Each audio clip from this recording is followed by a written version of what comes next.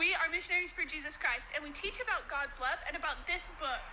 Each page of this book. Գովազդները եւ ընդհանրապես մեդիան շատ մեծ ազդեցություն ունեն մարդկանց պատկերացումների, գործողությունների եւ հոգեվիճակի վրա։ Սակայն գեղեցկությանը, գեղեցիկ լինելուն եւ դառնալուն ուղղված գովազդները թիրախավորում են կանանց։ Կանանց գեղեցկության ստանդարտներ թելադրելով կազմակերպությունները խթանում են իրենց իսկ շահույթը։ Գեղեցկության ընկալումներ թելադրող մեդիան ամենից շատը վնասում են փոքր տարիքի աղջիկներին։ Մինչև փոքր տարիքի աղջիկները կփորձեն հասկանալ, ընկալել իրենց մարմինը, դիետայի տոքսիկ մշակույթն ու դիմահարդարման շուկան արդեն ամենուր են։ Դեռահաս աղջիկներից էլ արդեն իսկ պահանջվում է, որ նրանք ունենան ամառային, իդեալական, առանց մազերի մարմին, ունենան հարթ մաշկ եւ դիմահարդարում։ Եվ այս ամենը իհարկե պահանջում է գումար, որը ծախսվում է գեղեցկության պրոդուկտների վրա եւ վերջում, որպես շահույթ, վերադառնում է հենց այսպիսի գովազդներ տարածող կազմակերպություններին։